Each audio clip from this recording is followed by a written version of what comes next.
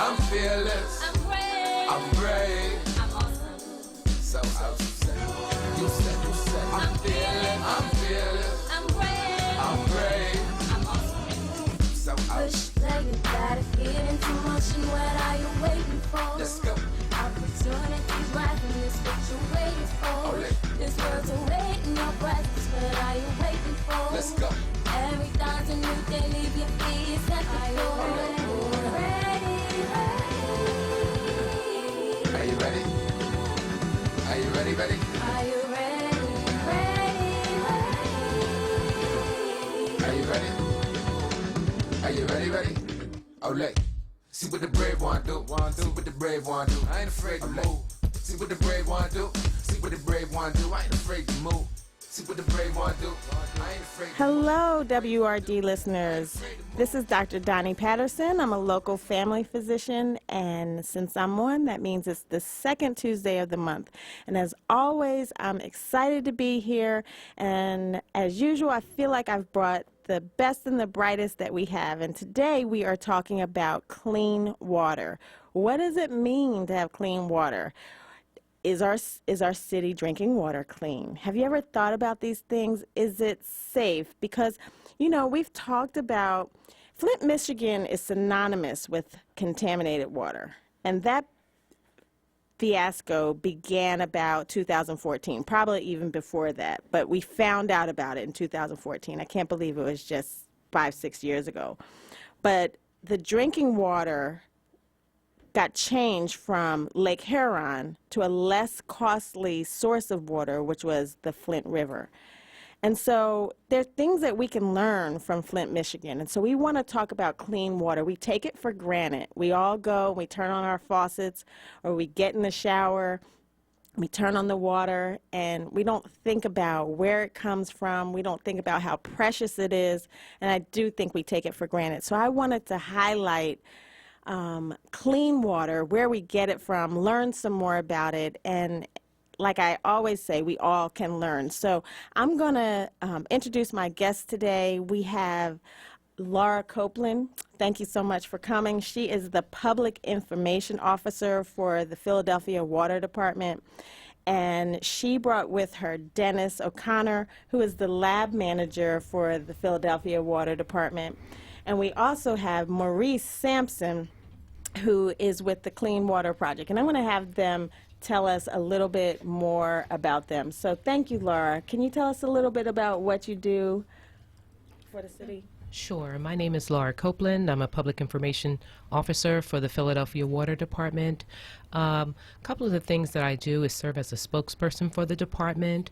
I also represent the department in different events, plan events and things of that nature. So I'm happy to be here. Thank you. Thank you so much. And Dennis? Good morning, or good afternoon. I'm Dennis O'Connor with the Bureau of Lab Services, so it's the central laboratory for the Philadelphia Water Department, and we do all the analytical testing for the department there, and there's about 100 or so employees, lots of women and men doing work every day that benefits this city. Awesome, and we want to hear more about that. But Maurice, tell us about you. I may have said your title wrong, so tell us exactly. Okay, my name is Maurice Sampson. I am the Eastern Pennsylvania Director for Clean Water Action and Clean Water Fund. We were founded out of the Clean Water Act that was founded passed in 1972. And we are both an advocacy and education organization supported by citizens funding. We've done a lot of work with the Philadelphia Water Department, specifically around the issues of lead and lead hazard awareness. Definitely want to know more about that. But Dennis, you were saying that you're the lab manager for the Bureau of Lab Services. Tell us what that means as far as our water. So I'm one of there are many managers in the city, so there's a few of them. I'm one of them, but what I specialize in is the drinking water side. So I'm part of a group that is actively monitoring water quality. So water quality, as it leaves the treatment process from our plants, where it enters the distribution system and then goes out to folks' homes. We have a very extensive network of monitoring locations that staff go to every day, collect samples, they go back to the lab, and they're processed for many different parameters. And we also have a large online monitoring network, which equates to a lot of data that we have. So we're constantly looking at information collected on a daily basis throughout the entire city. I want to know, listeners, do you drink tap water? Do you drink the tap water from Philadelphia? From my understanding, Philadelphia has some of the tastiest, that's my understanding, tap water in the area. But how do you feel about the tap water in the area? And have you been to other places where people drink the water? Dennis, explain. So you say you're going and you're testing. Where's the water ultimately coming from? And then you say you test it in different places. So it just sounds like it's somewhere far, and so much can happen in between. Can you kind of explain, give us a visual? So our two sources for drinking water are the Delaware and Schuylkill rivers. We have a plant up in the northeast, the far northeast, that draws off the Delaware River, and two plants that draw off the Schuylkill River. And that water is what is treated and then sent out to our customers for consumption. But the city's very large. It's a large city, a lot of people, and there's a network of pipes throughout the city, over 3,000 miles of just water mains.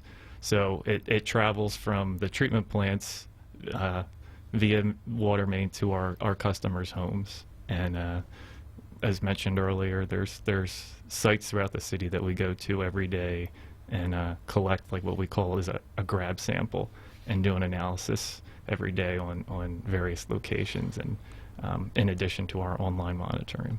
Okay, so I had a big birthday this year, and one of my goals for the whole year was to try something new every month.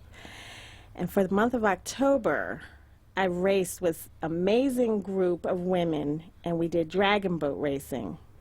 And we won, just saying, but that was, that's a different part of the story. But we rode on the Schuylkill River, and that is not where I have to tell you. So I was front seat in the boat, and you're calling the numbers, and you're grunting, and it's hard work.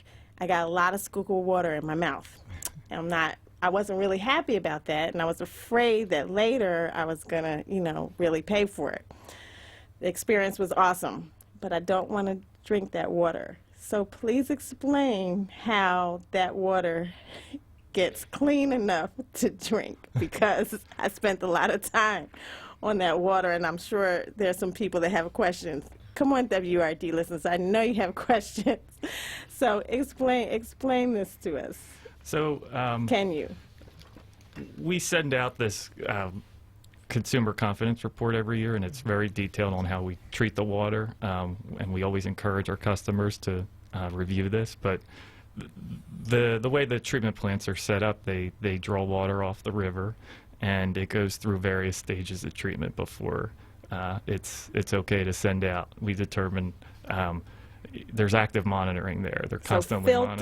monitoring. Sure. Is there chemicals involved? There's gravity settling, disinfection. Then they add some additional, like they do this coagulation, flocculation, pH adjustment, and more settling, more gravity settling to remove some impurities, and then another round of disinfection and ultimately filtration at the end before they add a few more treatment chemicals, and then it gets sent out. So there are strict requirements in the distribution, in the treatment phase before we actually can send it out to our customers. And like I stated earlier, there's a lot of monitoring going on at the plants. Okay, you said coagulation and fluctuation, and that's awesome. But I'm really glad that that's happening, because I know that Philadelphia is in the midst of a campaign to convince more of its residents that drinking tap water is safe. So I see you shaking your head, Laura. Do you have something to add to that?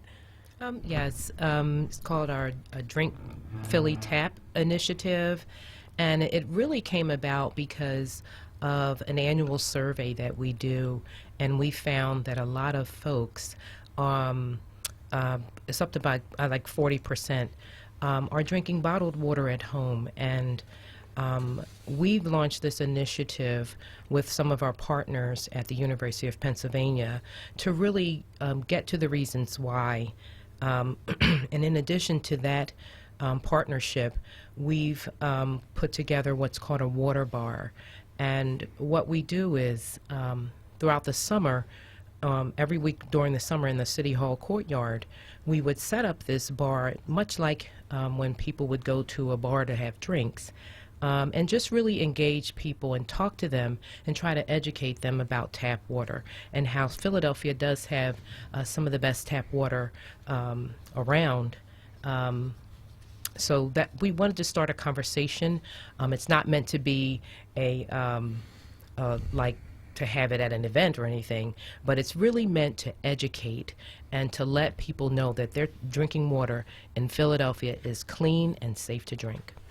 So there's some economics involved in drinking tap water over bottled water. Probably a lot of us don't think about it, but I know if I go in my oldest daughter's bedroom, at any given time, there's about 10 half-drank bottles of water.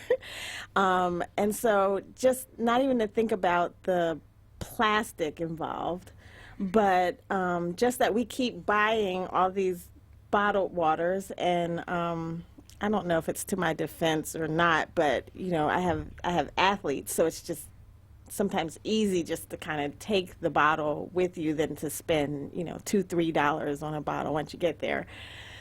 But it's expensive. I mean, a case of water is not that expensive, but it adds up over time.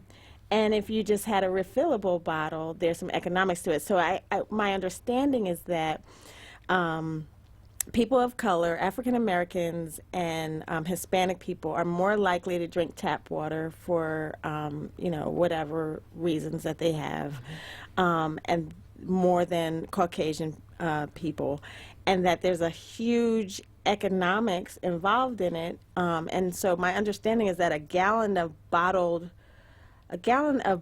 water costs 200 more times than refilling for tap water. Can you kind of comment on that? Sure, and you're absolutely right.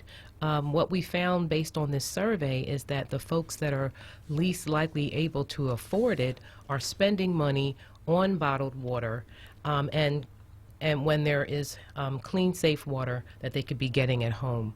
I have a refillable bottle here with my tap water in it. I want one that says Philadelphia Water Department. Absolutely, and that's kind of the reason why we implemented the water bar concept, just to really start a conversation. We engage people with questions, with trying to find out what are the reasons why they are drinking tap water or why they aren't drinking tap water, and really try to get to the bottom of that. So that's one, and you're right, the economics of it, as well as the plastic bottle waste is another factor in why we think that drinking tap water is definitely much better.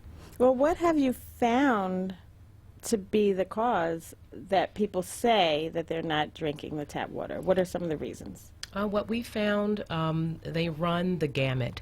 Some of it is convenience.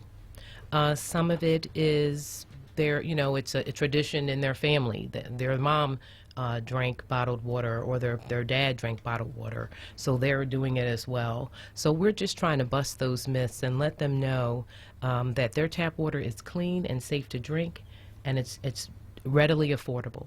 Awesome. I see you shaking your head, Maurice. Do you have something to add to that? Well, I always do. I'm always amazed at how little the water department toots its own horn, and maybe that's to their benefit. But you know, there's a history here that we need to be aware of. The Art Please. Museum sits on what was the first reservoir that delivered water to the homes in the whole country. Wow. That's why those walls you see are the walls of the original foundation there. A lot of towns buy their water from the city of Philadelphia. Wow. That we are better off here. There are these very wealthy suburban communities that have little water companies that have to get inspected, that don't have the quality of water that we have, because we have our own labs, our own scientists who are checking our water all the time. We don't understand that value that we have in the water department that's in Philadelphia. It is an extremely professional agency. Most of those people live here, so they're drinking the water, you know, so they're consuming their own product, you might say. And these are all things we don't know. You know, people perceive, because it's in a nice clear bottle, that it's somehow better. A lot of that water that you buy isn't even have the same testing standards that the water that comes out of the tap has. Okay? You know, now, you know, there are some who, you know, there's a taste they don't like, that's Schuylkill Punch flavor. So get a carbon filter. Now, I dare you to tell me the difference between that water and what's in a bottle. Okay? I work for the department, and it's funny because I try and do fairs and programs, and they always go through taking out things that promote them. But the water department is an unsung hero here, and being that I don't work for them and I run an not-for-profit organization, I get to say that. I see everybody laughing here around the No, table. I'm so happy. But we really need to understand that we have a prize here in this department. There's a perception that that water isn't as good. You know, when you ask people where it came from, they may look at you strange. Doesn't everybody just know that? It's not good water. Well, it's just not true, to put it plain and simple. And why are we spending all that money? And really think about it. What costs more, the container or what's in it? You're buying a container that you're going to throw away, okay? Yep. And these are just pieces of this story. And I smile every time, and I love sitting because you guys are so understated, and you hardly speak much about yourself, and you're so careful. And I know all the reasons, but I don't have to be careful, okay? This is a prize, and we need to understand what it is. The Drink Water Tap Program, and I'm on its advisory committee, is employing people from the community to deliver this message, okay? And they aren't living the message just because they're paid. They believe in what they're doing, and it's interesting to talk to them. You want to have a good show. Bring some of those folks in to talk to you about the experiences that they're having, talking to people about drinking Philly tap water. Now, just to put everything on the table, my wife does not drink the Philadelphia water. So, you know, I have my own conflict within my own family. And she'll tell you it's because there are minerals that she wants to get. And I've been married for 35 years, so I don't do any arguing there. I understand how that works. That's how you stay married. It works, okay? But we have a prize here, and we're spending money we shouldn't be spending on something that, I mean, quite frankly, what's more convenient than turning on the tap and it's in your house? Instead of going down to the store and getting in line and putting out $2 or $3 for a bottle that a lot of us don't even drink the whole thing. I think that's your experience in your own home. It is. It really is. And I love you guys. I do. And I'm smiling and I'm laughing because that was my whole intention of having this show. I produce, you know, my own shows with Kayla. And I pick the topics myself, and I try to toot the horns of our Philadelphians, because we have some of the best and the brightest here. And how often do you get to talk to a radiologist for free? Or how often do you get to talk to your ultrasound technologist for free? Or the head of toxicology? You don't get to do that often. And I'm very excited to have you guys here, because how often do you get to talk to the people who are behind the scenes making sure that our water sources are clean? You don't do that very often, so I'm so happy to have you guys. So thank you very much for that. But I wanted to say some of the quotes that I have in my head about water. So we all say water is life, right? And we say that water changes everything. And I found a quote that says, keep watering yourself, which means keep learning, because we're all still growing. And I love that so much. And I think that it just goes to the fact that we take water for granted so much.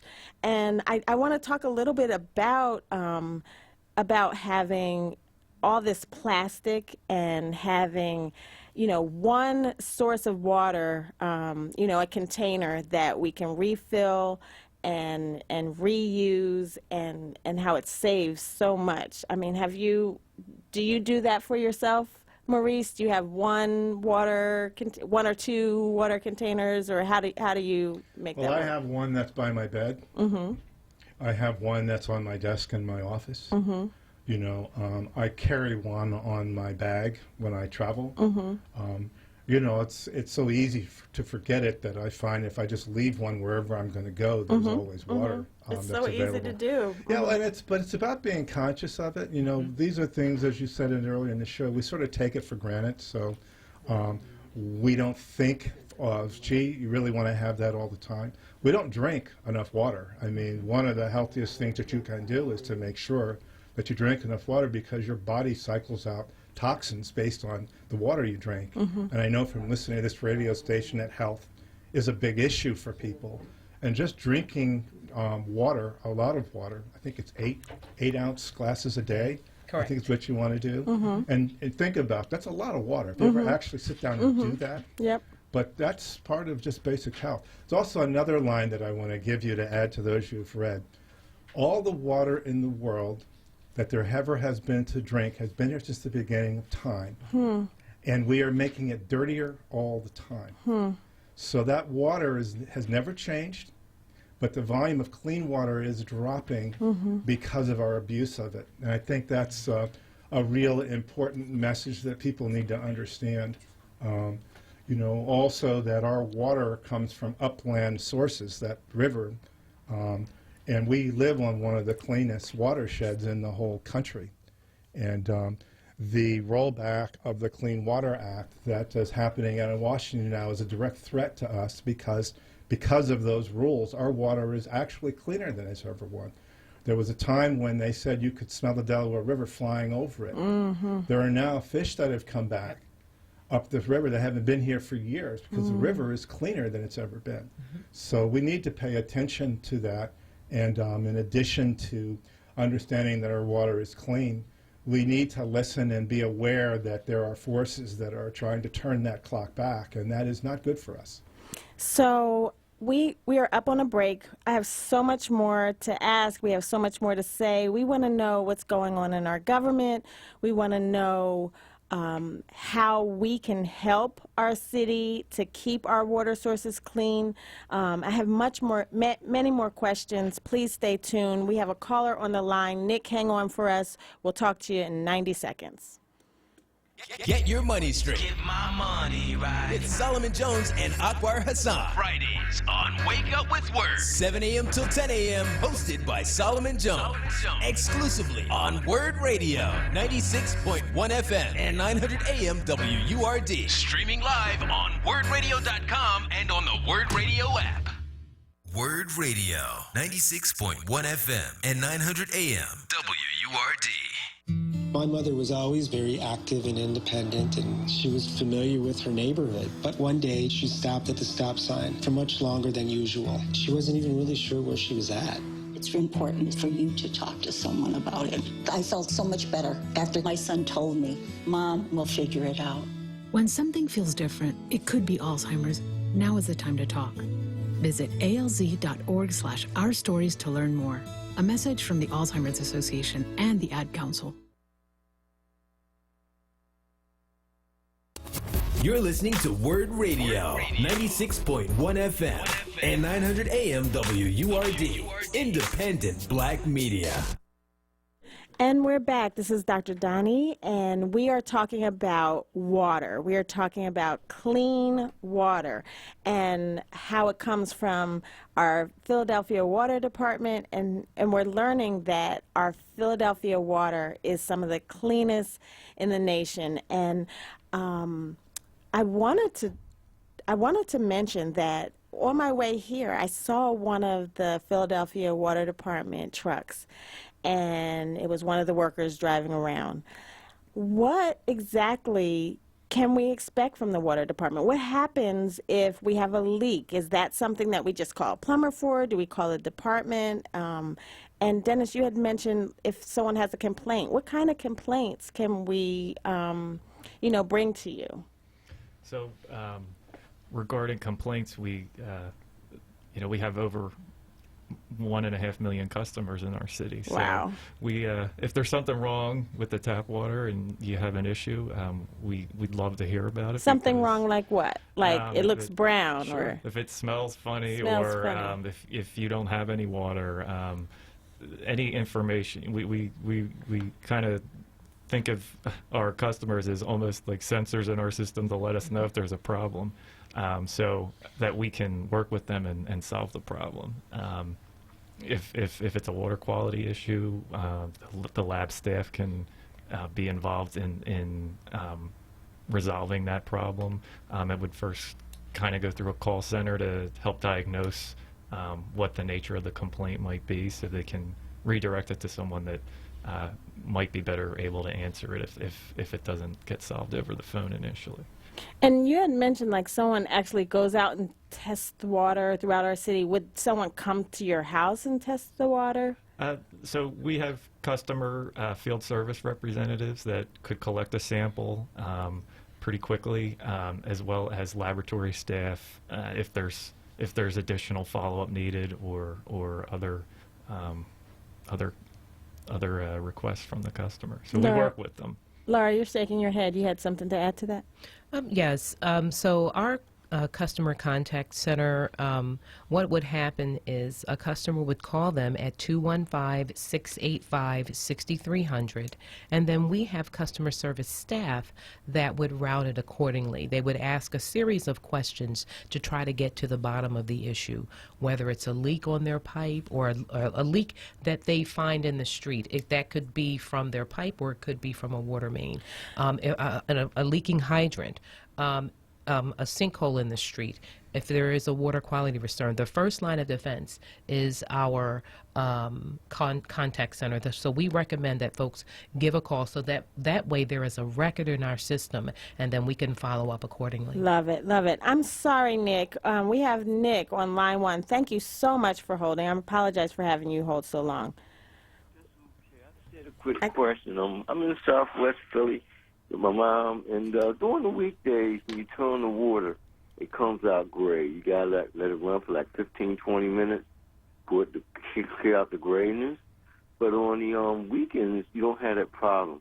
So I was just wondering what you would have to call someone to address it, or just something because we over there in the College Creek area side. Thank you for your question, Nick. That's right what we were talking about. Thank you. All right, have a good. Thank you so much, Dennis. Yeah, so that's a good question for the call center to work with the call center and put a complaint in, and we can also work with customers to determine, sometimes it's an internal plumbing issue. Maybe it might not necessarily be the water in the main that's out in the street. So sometimes we have those kinds of we resolve the complaints. So can you give us that number again so that Nick can call? Sure. Our customer contact center number is 215-685-6300. It's available 24/7. Awesome. And then we have O'Kang. Hi, O'Kang. Yes, hi, Dr. Donnie. Good afternoon. Yes. Just talking about the water, it just seems like it's different up this way.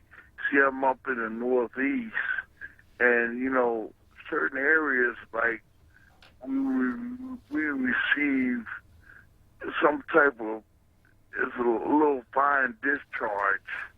It's gray. We have to let it run for a little while, and it's gray. So what should we call that number? So, O'Kang, that's the similar question to Nick. I don't know why water is gray. Is that corrosion? What? I don't know why that would be, but we're going to give you that number again. You have a pen? We get this pen. Yeah, get a pen, and we're going to say it again in just a second. But they were saying, so call, and it sounds like they would have somebody talk you through it and maybe even come out and check the water samples.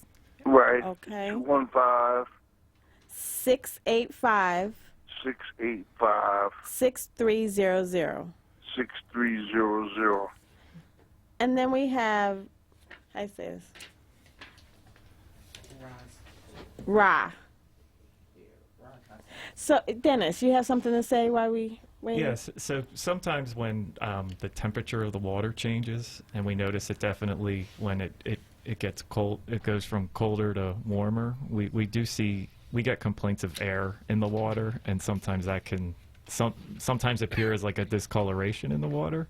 One of the tricks customers can use at home is fill a glass up, a clear glass, and let it sit there. And if there's like bubbles in the water, if it is actually air in the water, it will remove itself.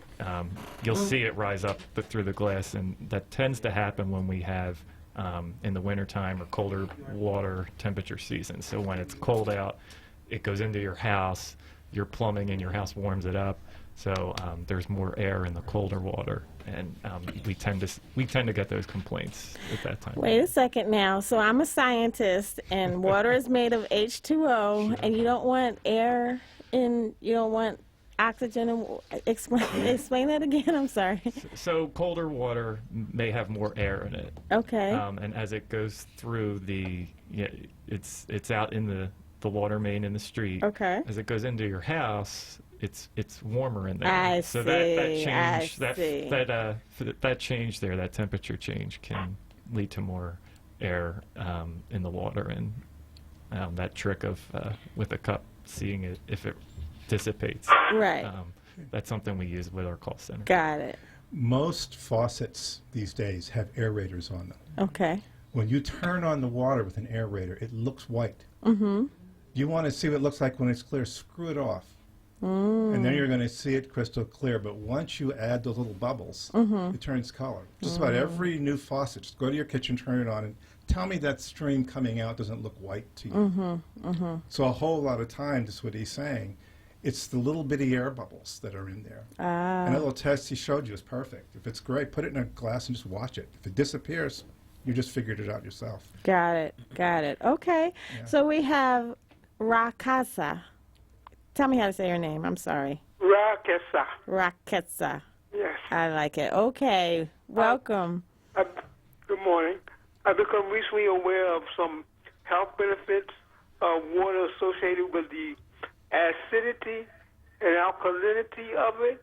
Could you comment on the degree of acidity or alkalinity in water? I'll take my answer off the air. Okay, thank you so much for your call. So I don't know that answer directly, and that's something that we'd have to find out for you. But we're gonna get back to you about that. Don't you worry. We're gonna get back to you about that. I did want. Go ahead, Dennis. We do monitor. So when you're thinking of acidity, like the pH of the water, we're monitoring that every day. And Philadelphia's tap water is fairly neutral. So on the pH scale of 0 to 14, we're just a little bit above 7. So we're not acidic, but we're not basic, I guess. And in regards to alkalinity, the water sources, so the different rivers have different alkalinities, and they might have different mineral content, but it's on the moderate side. So so the minerals a lot of time are what makes the pH go up and down. And when people say they don't like the taste of a water might be bitter, might be sour to them, that's what they're tasting. They're tasting the different minerals and the different acidity in it. And you want it to be more neutral. You don't want it to be too much acidic or too much basic. You want it to be in the middle. We have Andre on the line. Hello? Hi, Andre. Hello, everybody. 'Cause I heard that Philadelphia has the most irradiated water in the country. Could you explain that? Dennis, do you know about that? What was the question? That our water is radiated. We don't find that in our monitoring, as far as I'm. That it has radiation in our water? Correct. Okay. That it has radiation in our water. So thank you for your call, Andre. So,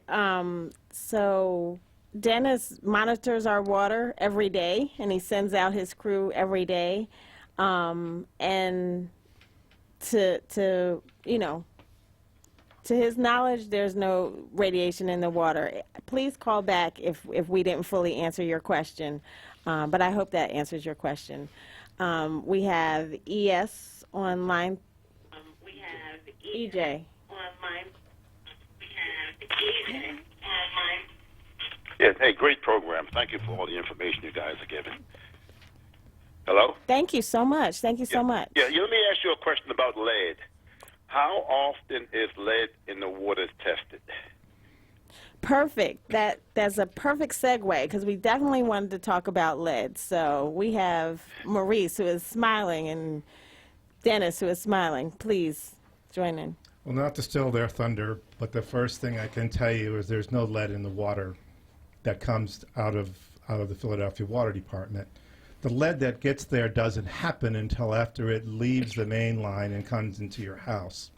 And it gets there if the line from your house to the street is a lead line, or if there is lead solder in your pipes, all of which after 1978 lead was taken out of solder. And believe it or not, even the brass fittings, brass is made from lead. But the lead that happens after it arrives. And there is work going on that I'll let them speak to in the city about addressing that. But one of the things that our organization is working on is something called the EPA Lead and Copper Rule, which addresses this issue. In Flint, what put the lead in their water was the contamination from the Flint River going through those lead lines into their house. The reaction between that water and their pipes released lead in vast quantities into their water. And as a consequence now, they're working to replace all of their pipes in the city and to stop using the same water. Let me let the department speak to this because this is really their bailiwick. But we have a role in our organization. We're actually involved on the federal level, national level, with helping to set those rules. But let me stop because I'm sure this is what they do best at talking about how they address this. Awesome. We are required to do testing every 3 years from specific types of homes, so homes that have a lead service line. So that's the line that connects to the water main and goes into the customer's home. We're required to do an extensive monitoring at least every 3 years. Outside of that, we do field a lot of complaints. We classify them as complaints, but customers may be concerned about lead in their drinking water, and they can work with us to have their water tested for lead. So it doesn't have to be during this 3-year monitoring cycle, which is the 3-year monitoring is what we're required to do, but we go above and beyond and help customers with concerns understand if they do have a concern about it. We will work with them to do testing. I'm a little confused. 3 years sounds like a long time, and I can picture you guys going out every day getting samples of water from different parts of the city, but you're not testing lead, but every 3 years? So we test lead in the incoming source. So when it leaves treatment, it's tested. But when it enters someone's, so we, like Marie said, we don't have lead mains, drinking water mains. Okay. It's the service line material, which the department actually doesn't own that. It's owned by the customer. So when there are concerns about lead, it's not like we say, hey, you have to wait until it's the 3-year monitoring. Right. We will work with customers to have someone first help determine if they have a lead line in their house. We have useful instructions all over our website on how to do that. And if they do have something like that, we can do a test. So it requires a little bit of planning and coordination with the customer. But again, that number that Laura has given out quite a few times, the 6,300 number, is one that can initiate that process. So we are up on a break. There's so much to know. We definitely want to talk more about lead. We all have more questions. Appreciate your question. And we have one more caller on the line. We're going to get back to you in 60 seconds. Hang tight. Brothers and sisters! Don't miss The Source. Weekdays 10 a.m. to 1 p.m. on Word Radio. WordRadio.com and the Word Radio app. The following alert is from AARP Pennsylvania. We live in a digital world. With the convenience of staying connected, it's critical to protect your digital identity. Use strong, unique passwords or passphrases for every site you visit. Never conduct sensitive financial or personal activities when connected to public Wi-Fi. And turn off your Bluetooth when you're not using it to keep your device secure. Learn more about AARP and what they're doing to protect consumers right here in Philadelphia. Visit aarp.org/Philadelphia. Be heard. Want another way to join the conversation? Follow us on social media Using the hashtag onWord. Be heard. Stay connected to Word Radio. Independent Black Media. Are you stressed from work and daily life? Are you lacking the confidence to become the person you want to be? Do you want to take your healthy lifestyle to the next level? If so, let's work together. Hello, I'm Halana, your resident self-care strategist. 14 years ago, I started my very own wellness journey, and since then have been able to help hundreds of people to regain control of their lives through yoga, meditation, and plant-based eating. If you want lasting lifestyle changes and to build healthy habits that will grow with you, text me your email address right now. I know you have your phone in your hand at 267-281-3890. Again, that's 267-281-3890. Text me your email address to receive your very own self-care guide. You're listening to Word Radio, 96.1 FM and 900 AM WURD, Independent Black Media. And we're back. We have a lot to learn about lead, potentially lead in our waters, but we have a caller on line 4. Thomas, thank you so much for holding. Yes, this is Miss Thomas. I was just wondering about the water that we get from our refrigerator compared to the water we get from the tap. You know how the refrigerator makes your ice cubes and you get water? Yes. It seems to have a little better taste to me.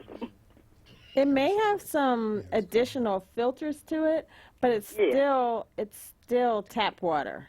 So it's still the Philadelphia water, but it may have some filters. Each refrigerator has a little bit different filters. But thank you. That was a great call. That was a great question.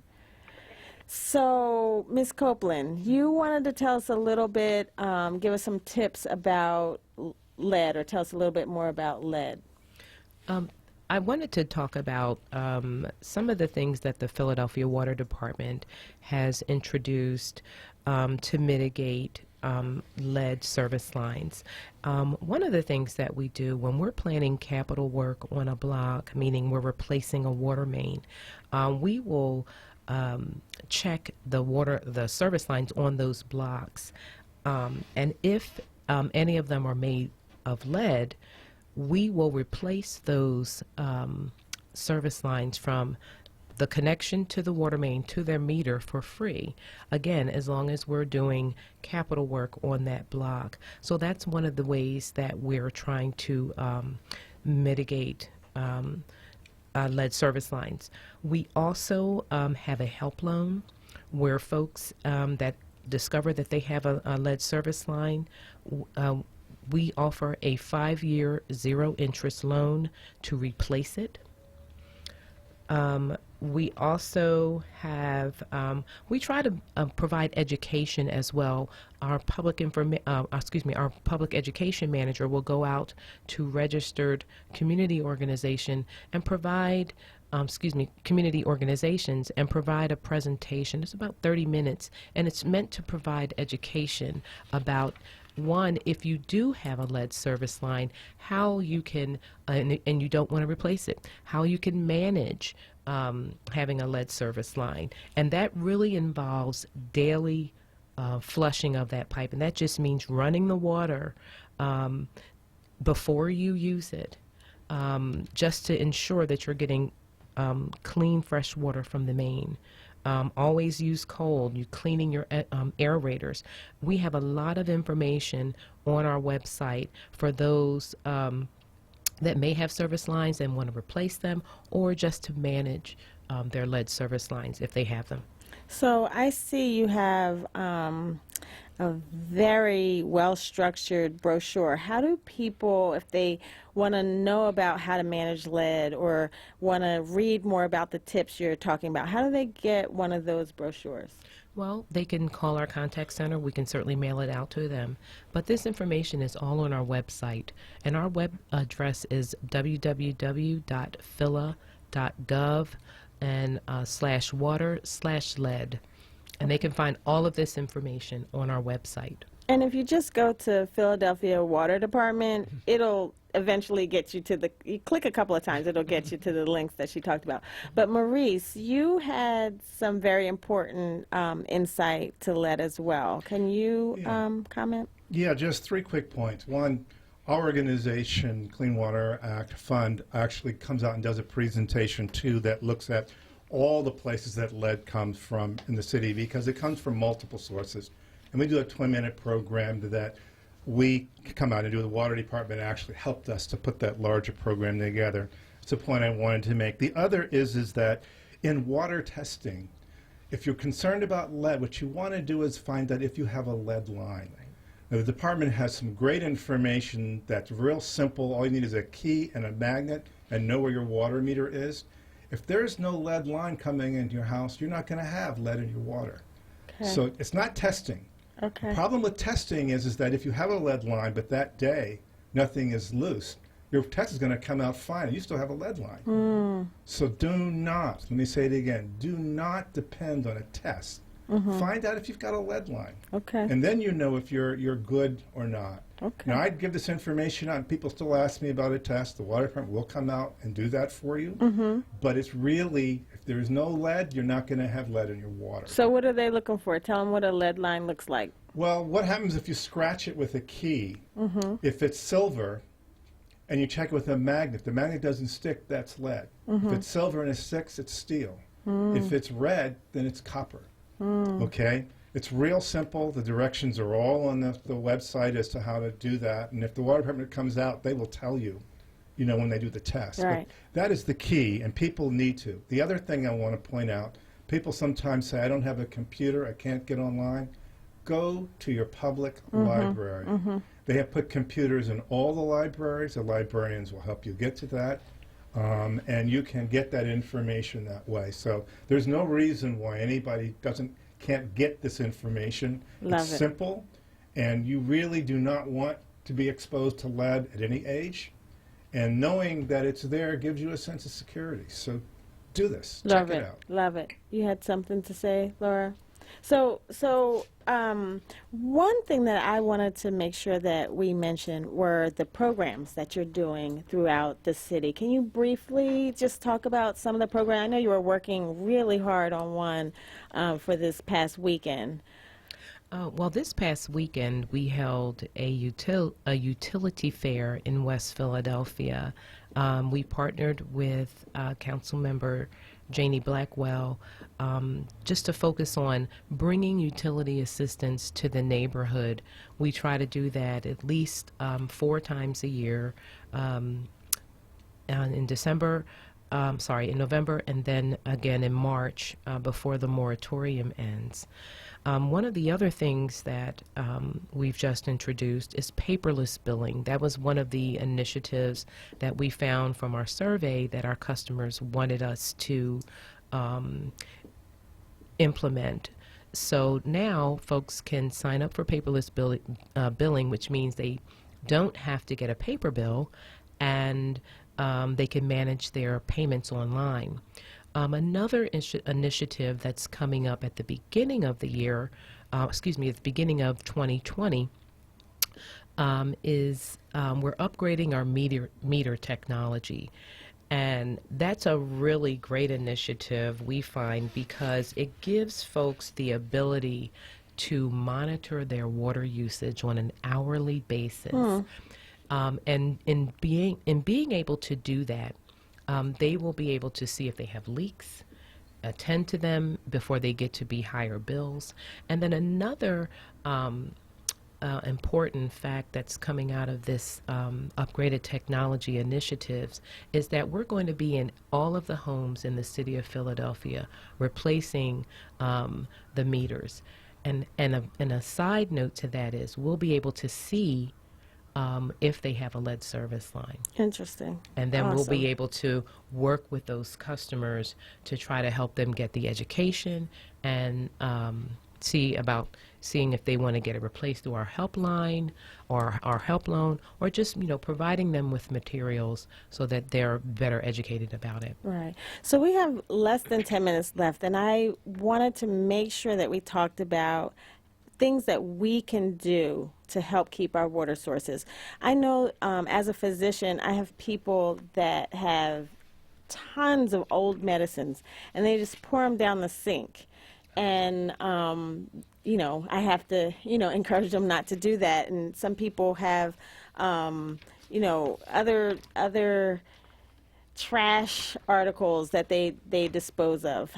How do you recommend that people dispose of things that can contaminate the water, not throw it in the Schuylkill River, other things that they can do to kind of help our water supply? Well, with regard to old medication and things of that nature, we recommend that they put it in like some coffee grounds or seal them in a plastic bag and put them in the trash. We also know that the DEA sponsors take-back programs, so they can certainly check the DEA's website and look out for things like that, especially if they're like controlled substances. Some of the other things that people can do is cleaning up after their dogs. Pet waste does contribute to pollution of our drinking water sources, which are the Delaware and Schuylkill rivers. Not changing your own motor oil, because that oil, anything that we do on the land eventually makes its way to our drinking water sources. So it's really good to be mindful of that. Not littering, those types of things, all of that helps protect our drinking water sources. I'm a big proponent of not littering. Can we please not just throw things on the ground? It just seems like your one thing is not that big of a deal, but when, 5,000 people feel that way, then things get pretty dirty. So please just take it to a receptacle. And another thing is, if in your own house, your outside trash cans, they need to have lids, because what's going to happen with a breeze? Things from inside fly out, so you have to cover them with the lid. But that's my little sidebar. I do not like to when people litter. But go ahead, Dennis, you had some thoughts to say about things that we can do to keep our water sources safe? I'm thinking more along the lines of what we can do every day just for like the drinking water aspect in your house or something like that. So Laura mentioned daily flushing of your pipes, and I think that's a best practice regardless of whether you have a lead service line or not. You have to think of water as almost having a shelf life, so you don't want it to just sit in your plumbing and then drink it right away. It's just the best practice to run your cold water tap for a little bit and draw that fresh water in, and that's I do it myself, and store some water in glass pitchers, and tastes great. Do you think about people using, organic shampoo and, non-toxic body washes, that they make a difference for our water supply? Because as you said, Laura, they make it to our water. Do you have strong opinions about that? I bet that there are people that have questions about that.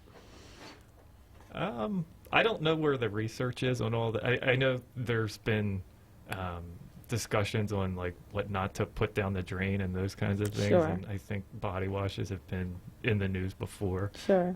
But I don't really know offhand. But Got it. Now, just real quick, why is chlorine one of the things that we use to disinfect our water? And as a physician, when I first came out of training a million years ago, fluoride was one of the things, and we looked at all the different counties, and if this patient came from this county, then we had to give them fluoride, but if they came from this part of the city, then they didn't have to have fluoride. So can you talk about, you have 2 minutes to answer that very complicated question, but about chlorine, why is that used as a disinfectant, and how do we, think about fluoride nowadays? So we add chlorine to disinfect the water, but it also provides it, and we don't add it to the amount where it's like smells like a swimming pool. Like pools. Right. So there's a residual in there as it travels throughout our system because, like I mentioned a little bit earlier, water has a shelf life to it, and you want to provide some form of protection against bacteriologicals. So that's one reason why it's in the water. But if folks like storing it in a refrigerator, putting it in a glass container, that can help with that. Okay. And then fluoride? Quickly. Fluoride. Well, fluoride. We work with the health department. Requires us to add it. It's under in coordination with the health department that it's added to the drinking water, and we don't. We have we provide a balance of what we feel is minimizing the risks of any dental fluorosis, and so we feel that the amount applied in Philadelphia drinking water provides a good balance. So for those people who don't know, there's fluoride a teeny bit added to our water.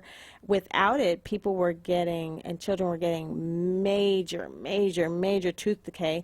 There is such a thing as too much fluoride, but you have to kind of work really hard to get too much fluoride. So that's why I asked that question. And we're actively monitoring that too. So we have 90 seconds left. So I'm going to give you guys, a few seconds each to tell us something burning in your heart that you want our WRD listeners to know about. We have to bring you back because I have more water questions, but Maurice, we'll start with you. Any comments that you would like to make? Only in passing that it's when that water sits in your pipes for 6 hours that it causes an issue for you. So when you get up in the morning and when you come home after work is when you really want to do that flushing. It's a line that we put in our speeches, and it will have to be at a different moment. You can call us at Clean Water Action if you have a group or an organization. We do a program that looks at all of the sources of lead, soil, dust, even consumer products that you would get at a dollar store and how you can avoid being poisoned for that. That would be 215-545-0250 would be our phone number. We can come out and do that presentation, which will also include water. Awesome. Dennis? I reiterate it again. We have a lot of staff every day working really hard to make Philadelphia water great, and if you're concerned about it, let us know, and we'll work with you. Awesome. Laura? I just would like to say drink more Philly Tap. It's clean, it's safe, and we just recommend it for all our customers. And if you have any questions, please feel free to contact us, 215-685-6300. So, Laura, do you drink the water? Absolutely, every day, all day. She said absolutely every day, all day. So I'm going to leave you with this, that one person asked God, why are you taking me through troubled water? And he replied, because your enemies can't swim. So I'm Dr. Donnie, and I'm so very thankful for our guest. As always, I wish you the absolute best that life has to give, but if we all can't be the absolute best, we all can be a little bit better. God bless you, and I'll see you in December. Take care. Wish that you gotta get into motion. What are you waiting for? Let's go. Opportunities rising, this what you're waiting for. Olé. This world's awaiting your presence. What are you waiting for? Let's go. Brother brothers and sisters. Don't miss The Source. Weekdays 10 a.m. to 1 p.m. on Word Radio. WordRadio.com and the Word Radio app. Keystone First, VIP Choice, HMO, S&P, and you are better together. If you live in Philadelphia, Bucks, Chester, Montgomery, and Delaware counties, and you have both Medicare and Medicaid, choose the Medicare plan that is working to help you experience better care and enjoy extra benefits at no cost to you. With Keystone First VIP Choice, you get more benefits like dental, vision, and transportation to and from your medical appointments. Keystone First VIP Choice also covers a fitness membership to a gym of your choice and $150 toward over-the-counter pharmacy items. There's no copay for doctor's visits. Keystone First VIP Choice offers a large provider network, a great prescription plan, dental coverage, and even eyeglasses. Plus, you don't have to wait for open enrollment. You can change your coverage every quarter. Keystone First VIP Choice. The name you trust, the service you deserve. Call Keystone First VIP Choice at 877-686-1760. Call today or visit KeystoneFirstVIPChoice.com.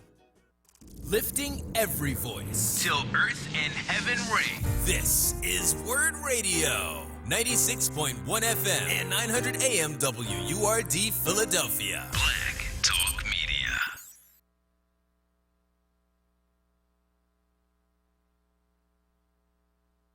The views and opinions expressed by the guests, listeners, and hosts of any program on Word Radio do not necessarily reflect those of ownership, management, or advertisers of this station. To keep it real on Keeping It Real with Reverend Al Sharpton, well,